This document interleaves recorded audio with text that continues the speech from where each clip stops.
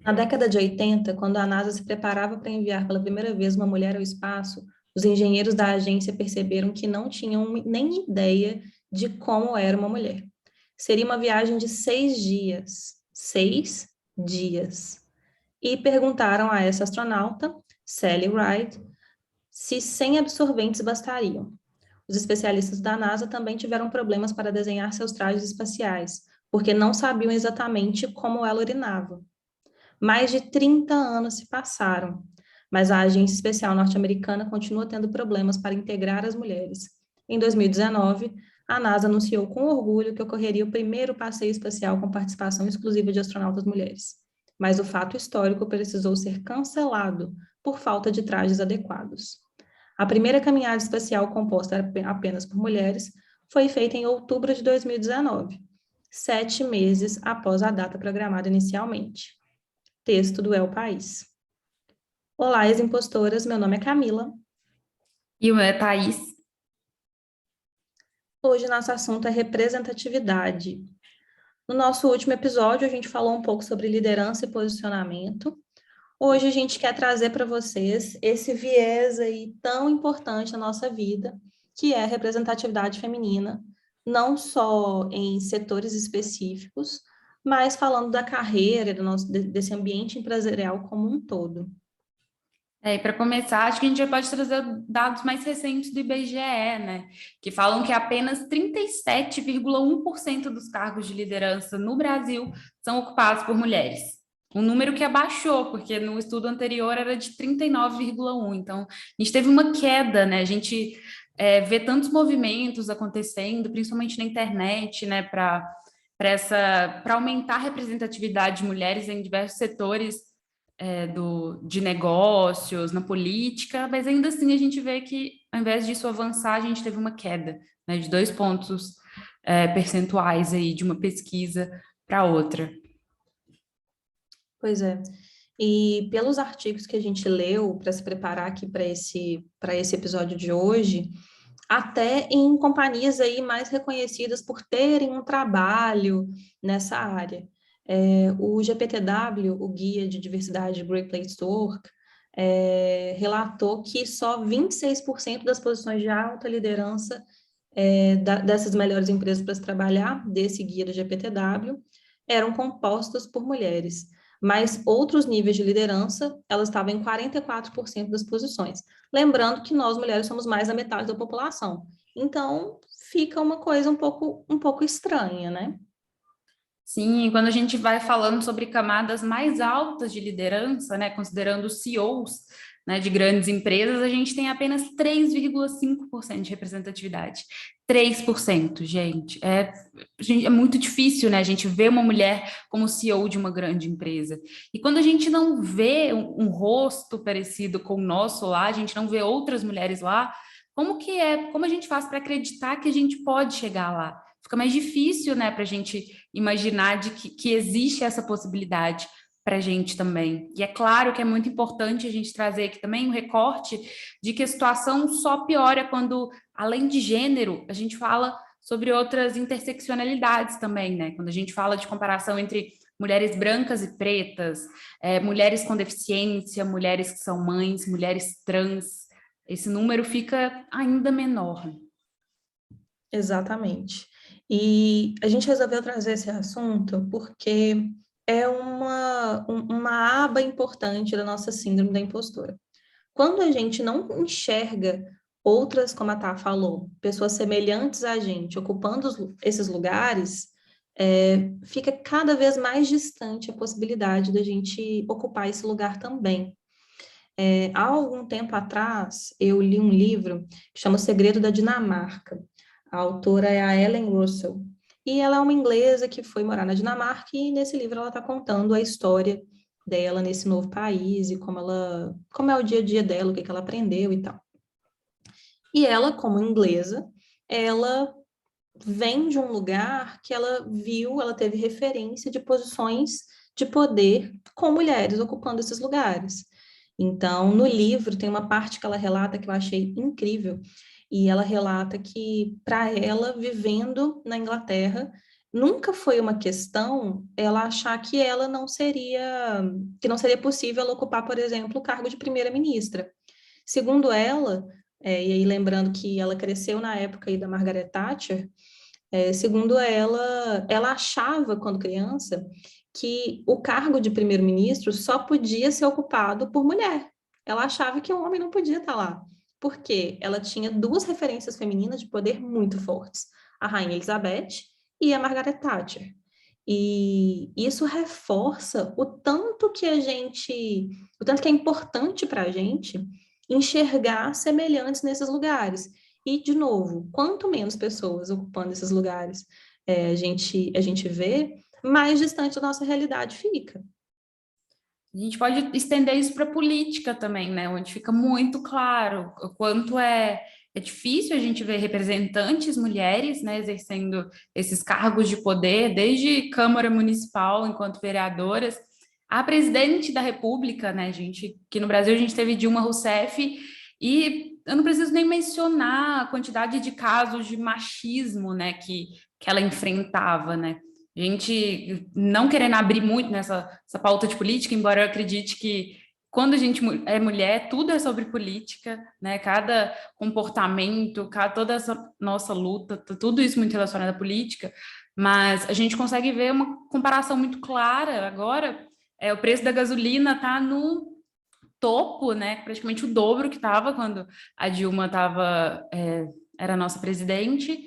E na época que aconteceu isso, né? Quando ela ainda estava no cargo de poder, ela tinha aqueles adesivos no carro, né? Aquela coisa extremamente machista que as pessoas usavam por aí, e eu não vi ninguém usando esse tipo de adesivo com o presidente atual. Então a gente consegue ver que são dois pesos, duas medidas, né? Muito claramente. E quando a gente não tem essas representantes lá, a gente vê a dificuldade, por exemplo, para ser aprovado um projeto de lei que prevê absorventes distribuídos gratuitamente para meninas e mulheres desse Brasil, né? Se a gente tivesse um número maior de mulheres lá, seja no Senado, seja na Câmara, seja enquanto presidente, certamente seria mais fácil de aprovar um projeto de lei desses. Por quê? Porque elas entenderiam o que é passar por isso, né? O que é passar por esse período menstrual, e imagina, você não ter acesso a um absorvente, né? É saúde pública, e é uma questão de saúde pública e que a gente ainda a gente ainda não vê por aí, né? Por que que não existe, assim como tem as camisinhas nos postos de saúde?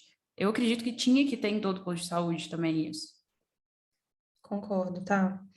E esse assunto ele está muito, muito, muito ligado ao nosso último episódio. Então, se você não escutou, acaba esse primeiro, por favor. Aí, na sequência desse aqui, você já volta e escuta o terceiro episódio do nosso podcast, que a gente falou sobre liderança e posicionamento. Falando um pouquinho da minha experiência, eu nunca tive grandes representações femininas na liderança corporativa, o que tornou para mim tudo muito mais difícil.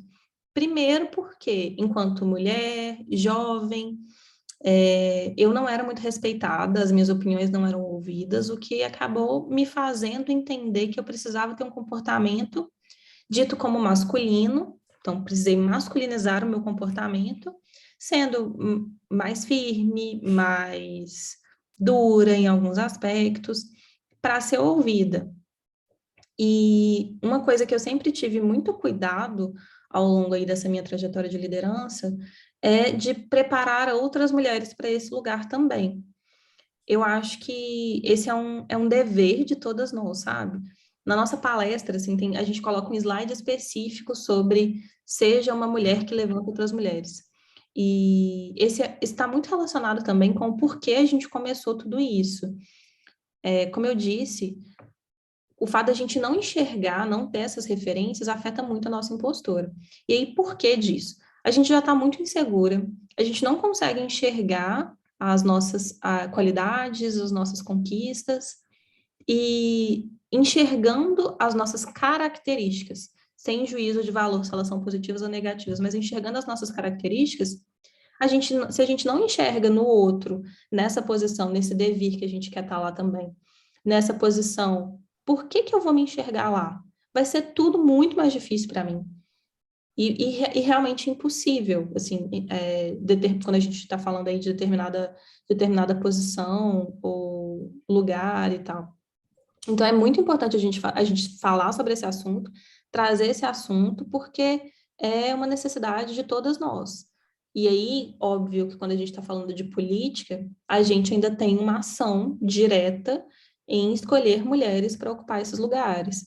Mas quando a gente está falando também de corporação, então de coisas mais privadas, vamos dizer assim, se você é uma decisora, tome cuidado nessas decisões e tenha essa sensibilidade de entender que a gente precisa desses espaços sendo ocupados por mulheres também.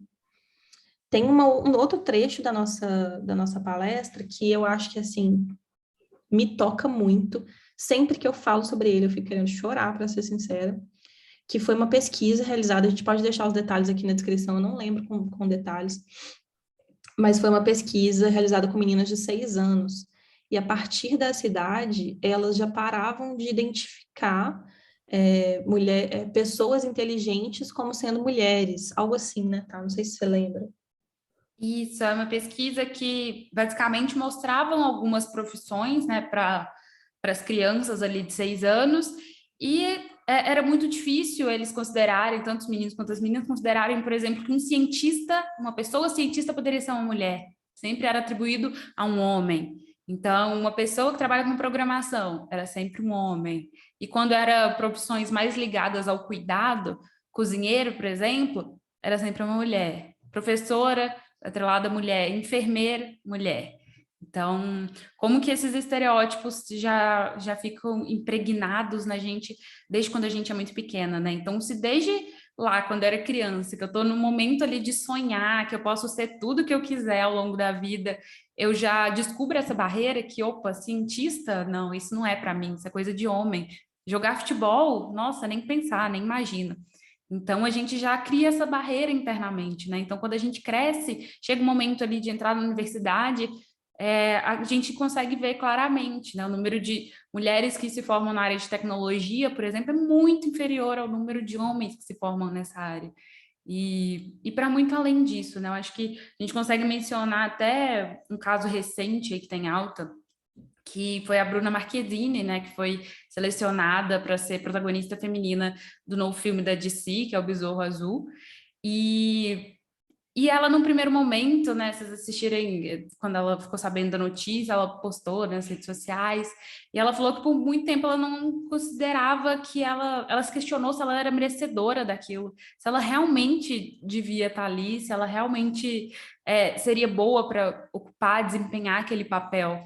E por quê, né? Por quê? Talvez porque ela nunca viu outra atriz brasileira ocupando esse papel, né? Realizando um filme da DC ou de uma outra grande produtora fora do Brasil. Então, quando a gente não tem essas referências, como que a gente pode ousar acreditar que a gente pode chegar lá, né? Quem a gente é, quem sou eu para ser boa o suficiente para ocupar esse cargo se nenhuma outra mulher que eu conheço do meu círculo ou mais próxima de mim já chegou lá? Será que eu realmente sou boa para isso? E aí eu achei muito legal, porque depois ela compartilhando nos stories, né, falando, já entendendo sobre a responsabilidade disso, e entendendo que ela é merecedora sim, porque ela trabalha há 20 anos para isso, ela conseguindo, ela realmente pensando, falando, caramba, eu trabalho há 20 anos, não foi sorte, não foi do dia para a noite, não foi de repente que eu vou estrelar lá em Hollywood. É uma coisa que eu estou trabalhando há 20 anos para isso. Desde que quando eu era muito pequena, eu já estou trabalhando, já estou desempenhando a minha arte, né, enquanto atriz. E agora, e aconteceu isso. Mas não foi do dia para a noite, não foi sorte, não foi porque foram com a cara dela, foi porque ela está trabalhando duro para isso. E é importante a gente se lembrar disso, porque realmente é muito fácil a gente cair nesse lugar. Especialmente quando a gente não tem representatividade, quando em muitos casos a gente é a primeira a fazer isso. Como que responsabilidade é essa? Eu vou ser suficiente para isso? Lembre da sua trajetória, lembre de tudo que você já trabalhou, quanto você já batalhou, estudou, torceu para que isso acontecesse. Porque aí quando chega o momento de você comemorar, celebrar, se sentir orgulhosa de você, você não se coloca lá para baixo. Você não entra nesse lugar de, caramba, eu acho que eu não vou conseguir, eu não sou boa o suficiente, vão descobrir que eu não sou nada disso e daqui a pouco vão ver que eu sou uma fraude. Então a gente já falou sobre isso, né, no episódio sobre síndrome da impostora. especificamente, a gente está sempre falando sobre isso no Instagram, e a gente sempre tem que falar sobre isso, porque a nossa impostora, ela não dorme, gente. Ela está sempre ali com a gente, esperando um momentinho de descuido, e especialmente esses grandes momentos, né, que a gente tem um reconhecimento, tem uma conquista, para fazer a gente se questionar. Então, fica atenta a isso. E eu acho que está muito relacionado também, tá, com a gente dividir com as outras essa conquista, né? Sim. Quando a gente consegue criar essa comunidade de pessoas, não estou falando só da nossa comunidade aqui de as impostoras, não, tá? Mas estou falando aí do seu círculo de pessoas que você confia, de mulheres que te apoiam. É importante que isso seja as suas conquistas sejam compartilhadas com elas também e sejam comemoradas com elas também, para que esse lugar que a gente não se enxerga lá ainda porque falta representatividade, elas também se enxerguem um passinho mais próximo desse lugar. Às vezes não vai ser pela conquista dela que ela vai enxergar isso, às vezes vai ser pela sua. Então é importante que a gente crie também esses laços com mulheres para a gente se apoiar mais. E aí, voltando aí na raiz, né, na origem do termo de sororidade, que é realmente essa relação de irmandade. E a gente entender que muitas vezes, é claro que, gente, eu não vou aqui fantasiar e falar que é com todo mundo, não é assim. Não vai ser com todas as mulheres que você vai ter isso, óbvio, somos pessoas, a gente vai se identificar com algumas pessoas e com outras não. Mas com aquelas que você se identificar, é muito importante a gente compartilhar essas conquistas, porque esse caminho, essa luta, ela é de todo mundo. Quando uma chega lá, então com a Bruna lá, com a Dilma lá, com quem quer que seja, com qualquer mulher que a gente se identifique lá, o caminho, ele já vai ter sido trilhado, ele já vai existir. Ele vai deixar de ser simplesmente, sei lá, uma mata e agora vai existir uma trilha ali naquela mata. O que antes era só mato, existe uma trilha. E quanto mais mulheres passarem por ali, mais mais claro vai ficar esse caminho. E aí outras mulheres vão conseguir passar por esse mesmo caminho e chegar ali naquele objetivo também. Perfeito, Kai. É muito bom você trazer o conceito, né, de sororidade, justamente porque o conceito de sororidade ele parte justamente da ideia contrária à competição. E a gente, enquanto mulheres, a gente, desde pequena também, a gente é incentivada a competir. Né? Você não vê os homens aí ficando desconfortáveis em um ambiente se alguém está usando a mesma roupa que ele. Você não vê ele se comparando de, ai, mas fulano tá usando a mesma roupa que eu, tá melhor nele do que em mim. Vão ficar fazendo essa comparação, né, de que em mim tá mais apertado, nele ficou bem melhor. Ou, nossa, fulano cortou o cabelo ali do jeito que eu queria cortar. Se eu cortar agora desse jeito, vão falar que eu tô imitando ela. Ou tem uma colega minha que fala muito sobre o quanto a gente cresceu vendo a competição entre Sandy e Vanessa Camargo, né?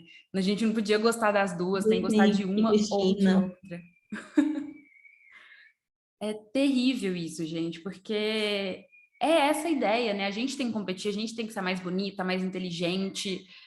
Se você tá em um relacionamento, você tem que ser a perfeita. Se o cara, sei lá, olhar para alguém que é diferente, sei lá, eu tenho a pele escura, ele tá olhando para alguém que tem a pele clara, é loira, nossa, já vai me trocar e ela é muito mais bonita do que eu, porque é esse padrão que a gente tá vendo.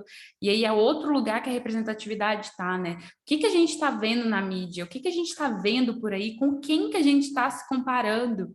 Né? Essas musas fitness por aí, o tanquinho perfeito, o bumbum na nuca, a perfeição é isso? E o que a gente realmente tem que ser assim para a gente ser amada, ser desejada, ser respeitada?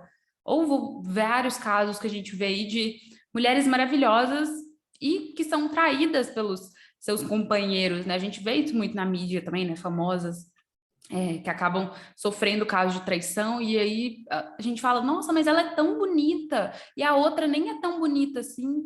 E é sobre isso, afinal de contas? Onde é que está esse nosso valor? E por que a gente está comparando uma com a outra? Então, se a outra fosse mais bonita, estava tudo bem? Porque o cara pode sempre estar nesse lugar de escolher sempre a melhor mulher, a mulher mais bonita?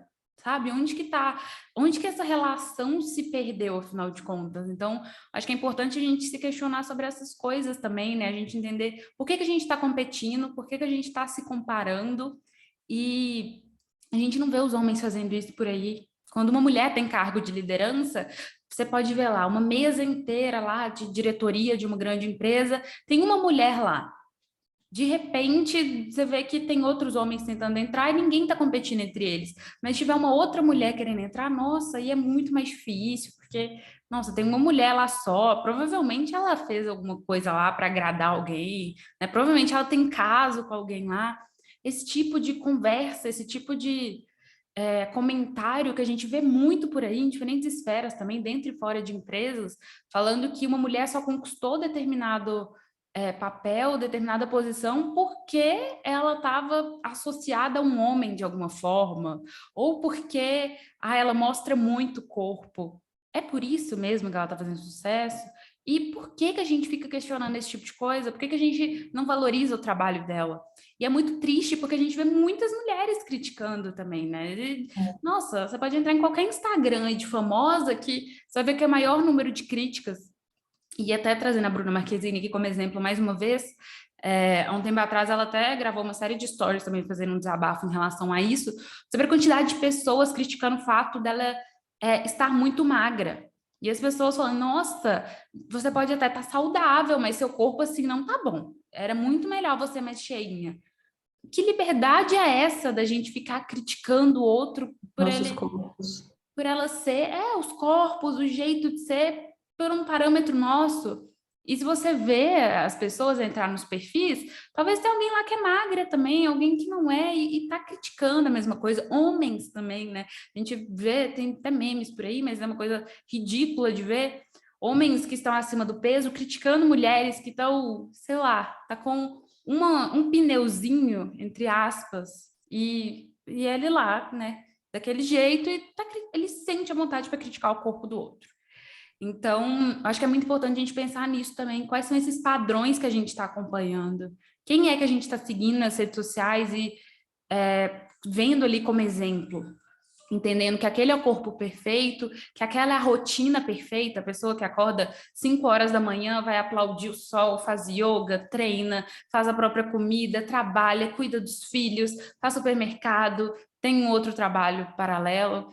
Então, a gente entender realmente isso, quais são essas referências que estão ao nosso redor e de que forma que a gente está alimentando isso, certo? Será que não vale a pena a gente seguir pessoas com a realidade mais parecida com a nossa? Para a gente se entender mais como normal, né? Para a gente não pensar que a gente é exceção, enquanto todo mundo tem um corpo perfeito, todo mundo tem a vida perfeita. LinkedIn também está lotado disso aí, todo mundo tem cases incríveis para compartilhar no trabalho, no dia a dia. Às vezes aconteceu alguma coisa ali na rua, já virou um case ali para entrar no LinkedIn. Então, é bom a gente ficar atento também, a gente ter essa visão para entender com o que a gente está se comparando e o que essas imagens, essas vidas perfeitas estão querendo pregar para a gente, né? E de que forma que isso vai se aplicar, de que forma que a gente vai absorver isso. Eu acho que quando a gente fala de representatividade, a gente precisa pensar, a gente não pode pensar só em cargos, em lugares, claro que foi o que a gente trouxe aqui para começar, mas representatividade está em tudo, né? Então, quando a gente fala sobre um corpo bonito, qual é esse padrão de corpo bonito? Quando a gente fala de uma vida boa, qual é esse padrão? E aí a gente lembrar sempre, óbvio que as mídias sociais elas vêm aí para piorar muito mais isso, mas a gente lembrar sempre que as meninas, as mulheres, elas são criadas para a perfeição. A gente já falou disso também em outro episódio, mas a gente é doutrinada para estar bonita, para estar com o cabelo arrumado, frizz de jeito nenhum, cabelo cacheado voltou à moda recente, mas tem um padrão de cacho também, não é qualquer cacho, não. É, e isso tudo influencia também no que as pessoas vão mostrar nas redes sociais. Então, se a gente é doutrinado a vida inteira a ser perfeita, a cruzar a perna bonitinho, sentar a modo de moça, não sei o quê, isso vai afetar também o que a gente vai mostrar para o mundo. E lembrar sempre, fugindo um pouquinho, mas não fugindo totalmente, porque está tudo ligado, mas lembrar sempre de que tudo isso, no último episódio a gente falou sobre liderança e posicionamento, nesse a gente trouxe esse contexto de representatividade, e tudo isso está muito ligado com esse sistema que a gente está inserido. E a gente precisa se questionar também, gente, a gente falou um pouco sobre sororidade hoje. Alguém ganha quando duas mulheres estão brigando, alguém ganha quando o padrão do corpo perfeito é esse padrão inexistente e inalcançável. Alguém ganha quando existe aí um mito de que é possível acordar, fazer yoga, aplaudir o nascer do sol e treinar e ter 2 trabalhos e fazer tudo isso e ser mentalmente saudável.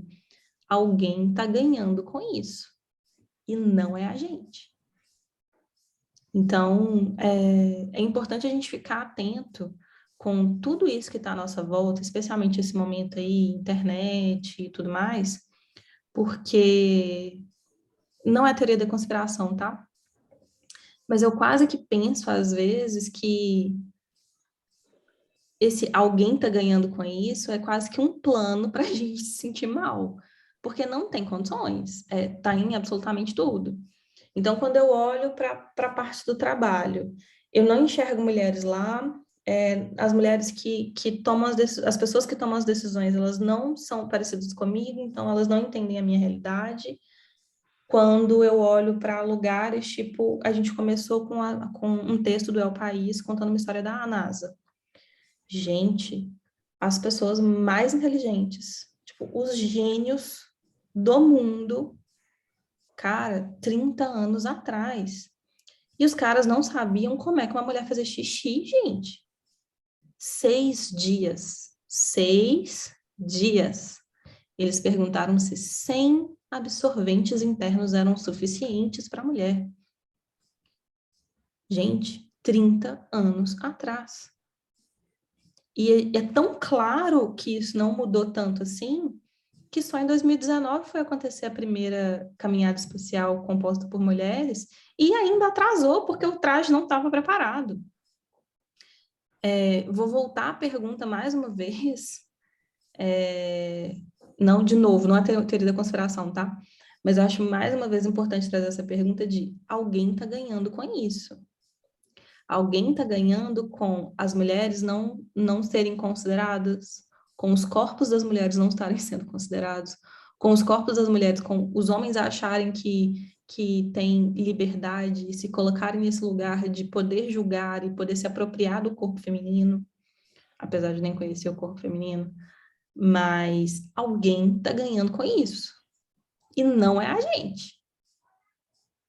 Então, acho que o caminho natural e mais óbvio mesmo cara, vamos se unir e vamos colocar a mulher nesses lugares para a gente começar a ganhar também. Porque até agora eu só tô vendo a gente perder. Exatamente, Cá. Eu acho que é muito legal essa analogia que você trouxe, né, da gente, quem for as primeiras mulheres a irem desbravarem esse caminho, deixarem a trilha, né, para que outras venham também, né, e o discurso que a gente sempre usa também, de seja uma mulher que levanta outras mulheres, é sobre isso. Ajude as mulheres ao seu redor da forma que você puder, né, você enquanto mulher líder, preparando as suas lideradas para assumirem esse cargo também, caso elas queiram, preparando elas, né, para assumirem isso, esse papel.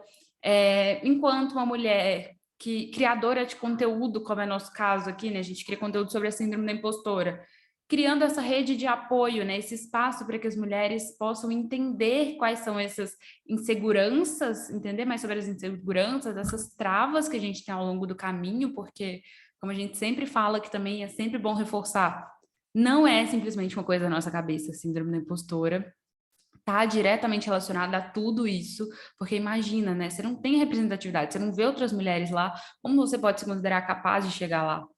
É muito mais difícil. Então, se você é uma mulher que, entre aspas, já chegou lá, ajude outras a chegarem também, da forma que você puder. Eu vejo muitas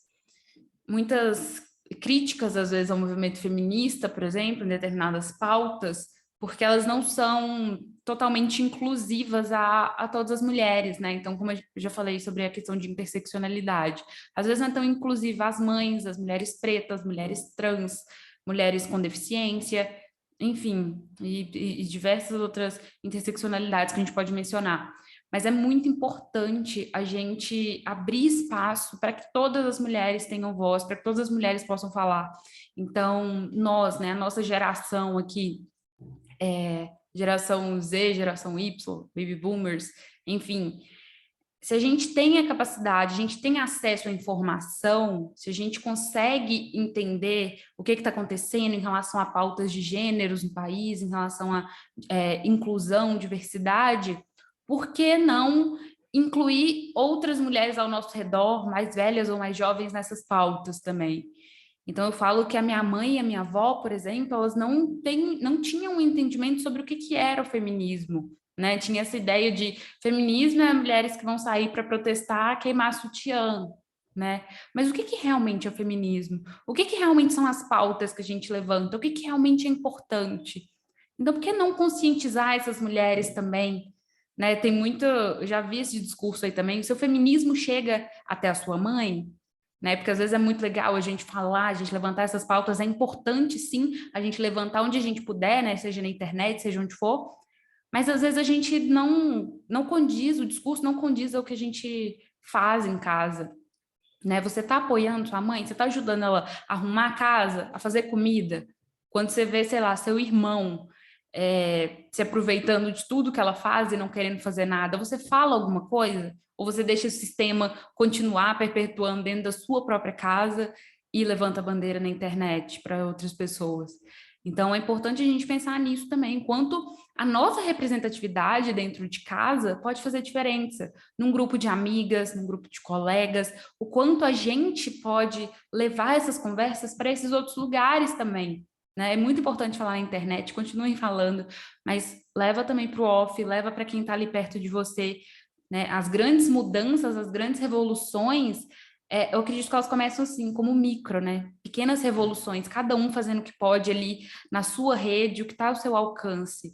A gente não vai conseguir ter uma voz que gere um grande alcance de massa de uma vez só, mas do pouquinho em pouquinho a gente pode conseguir propagando essas ideias, né? Então, a gente está falando aqui no podcast, talvez você vai lá, compartilha esse podcast aí com sua mãe, com sua tia, com suas amigas, elas vão lá, compartilham com outras pessoas, e aí já começam a levar essas discussões também para outros espaços que elas fazem parte, e assim a gente vai ampliando, né, esse debate que é muito importante.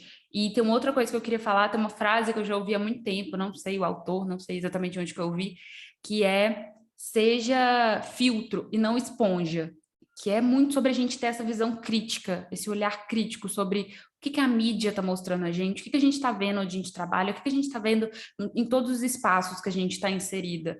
A gente tem que filtrar isso, o que é bom para a gente, o que se aplica para a gente de fato, e não absorver tudo que a gente está vendo no externo e, meu Deus, esse é o corpo perfeito, eu tenho que ter esse corpo. Essa é a profissão de sucesso? É isso que eu tenho que estudar na faculdade. É esse caminho que eu tenho que seguir, porque está todo mundo seguindo? Oh, bora lá. Gente, não é assim. Você tem que realmente filtrar o que é importante para você, o que faz sentido na sua vida, o que você quer, né, de acordo com o seu posicionamento, que a gente já falou sobre isso também.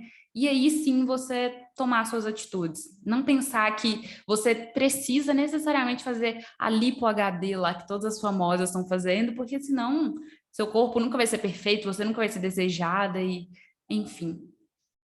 É por isso que é tão importante a gente entender o nosso porquê, né, tá? Entender qual que é o caminho que a gente quer seguir, onde que a gente quer chegar. E, de verdade, assim, quando eu penso sobre o feminismo, muitas vezes me dá um pouco de incômodo, porque eu não sei se vocês compartilham dessa dor, eu não sei se você compartilha dessa dor comigo também, tá? Mas às vezes eu fico pensando assim, gente, eu já tenho tanta treta, já tenho tanto problema, sabe? Não vou conseguir lidar com isso também. E é importante a gente entender que é sobre esse agir micro que a Tá falou, sabe? A gente não vai mudar o mundo sozinho, gente. Não adianta a gente achar, acho que muito, até do nosso impacto aqui. A gente já foi questionada com algumas pessoas já questionaram a gente sobre, por exemplo, o alcance do nosso Instagram. E, gente, a gente não quer ser sabe, nossa, agora viralizou, se não estiver fazendo bem para algumas pessoas. O que a gente quer é impactar. Se a gente impactar com esse episódio aqui uma pessoa, cara, tá incrível. Então, falando um pouco sobre a luta feminista, é muito importante a gente se questionar, lógico, e a gente entender o que impacta a gente, o que a gente consegue fazer, mas não pensa nessa luta e em todas as outras como sendo um problema que você vai colocar na sua mochilinha de problemas e você vai carregar isso pela sua vida. O feminismo em si, ele impacta todas as áreas da nossa vida. Todas. Se você é casada, se você não é casada, se você mora com sua mãe, se você trabalha, se você não trabalha, o machismo ele te impacta, então você deveria levantar a bandeira do feminismo. É isso. Se você já levanta, não pega para você o peso também de resolver todos os problemas do mundo sozinho, você não vai conseguir. Então, toma cuidado com esse discurso, os discursos fáceis, né? De temos que fazer, calma. E aí pensa em micro. O que você consegue fazer hoje, da sua casa? Então, o que a Tá falou, cara, como é que tá sendo a sua atitude com a sua mãe?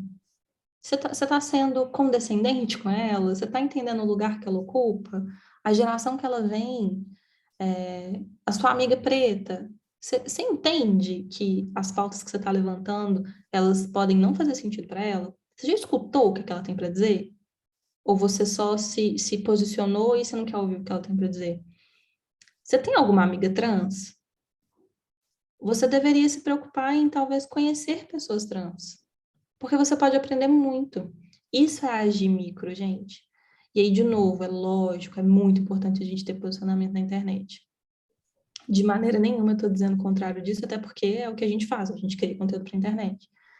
Mas quando a gente fala sobre representatividade, a gente começa na nossa vida.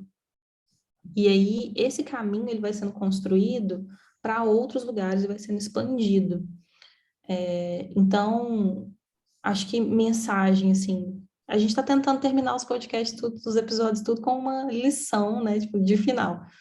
Mas acho que mensagem, assim, seria, acho que tenta não enxergar isso como um peso e age com o que você consegue, de passinho em passinho, de pouquinho em pouquinho, realmente dando poder para mulheres.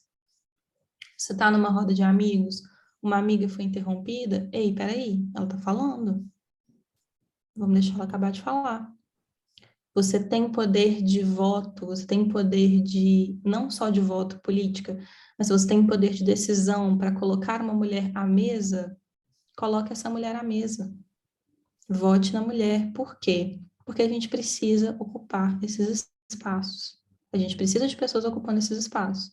Para a gente não ver mais pesquisas, e a gente vai colocar na descrição, como essa que a gente citou, de meninas com 6 anos não conseguindo enxergar mulheres como inteligentes, como poderosas, como importantes. A gente precisa mudar esse cenário. Para daqui a alguns anos, eu não tenho filhos, e eu poder olhar para o meu afilhado e ver que, cara, é um homem que entendeu, sabe? Que está tendo algum impacto, que hoje consegue ser mais respeitoso, consegue não ser um cara que não sabe como é que funciona o corpo feminino e que vai perguntar se 100 absorventes são suficientes para 100 dias. Sim, mais alguns exemplos dessas micro-revoluções que a gente pode causar, né? Fazendo ali o que está ao nosso alcance. Como a Ká falou, a gente pode votar em mulheres. Se você for uma pessoa líder dentro de uma empresa, você pode contratar mulheres, ou não necessariamente líder, né? Talvez dentro da sua própria casa, pode contratar mulher para algum negócio seu. Fazer um parênteses rapidão. Agora eu posso falar isso porque eu não vou ser mais julgada, não estou dentro de nenhuma corporação. Mas, gente, uma coisa que eu sempre fiz, sempre. desde que eu assumi liderança. Todo currículo de mulher que passava na minha mão já começava com um ponto. Todos. Todos. Sem exceção. Camila, mas isso é errado. Errado por quê? Errado por quê? Se eu sei que essa mulher ela já começou em desvantagem na vida. Não, não é errado, não. Eu só estou tentando equilibrar um pouco mais as coisas. Então, pense sobre o impacto que você consegue ter. Exatamente. E em outras esferas também, né? Leia mulheres, compre arte de mulheres, assista filmes produzidos por mulheres, peças de teatro produzidas por mulheres, curta, compartilhe conteúdos produzidos por mulheres. Então, tem muita coisa, gente, que dá para fazer. Sempre dá para você valorizar. É só você pensar em alguma coisa e, estou precisando de determinado serviço. Vou procurar uma mulher que faça isso. Estou precisando, sei lá, sou jornalista. Estou com uma pauta aqui sobre tecnologia, enfim, sobre algum assunto. Vou priorizar uma mulher para falar sobre isso. Então, é realmente enxergar o contexto que a gente está inserida e ver em que momento eu posso ajudar uma mulher. Eu vou comprar um presente para alguém. Nossa, eu conheço algumas microempreendedoras aqui, ó, que produzem artesanato ou algum outro tipo de material, de produto que eu posso comprar para presentear alguém. Priorize isso também. Faça o que tiver ao seu alcance, que pode ter certeza que isso já vai estar impactando a vida de uma mulher, da família dessa mulher também, né? Toda essa questão para além da economia colaborativa, mas o quanto a gente pode impactar a vida de outras pessoas fazendo uma coisa que está ali pequena para a gente, talvez. E é isso, vamos encher esses lugares aí, vamos colocar as mulheres à mesa, porque, cara, a gente já tá cansado. É isso. Vamos juntas. É isso, pessoal, até o próximo episódio. Seguimos juntas.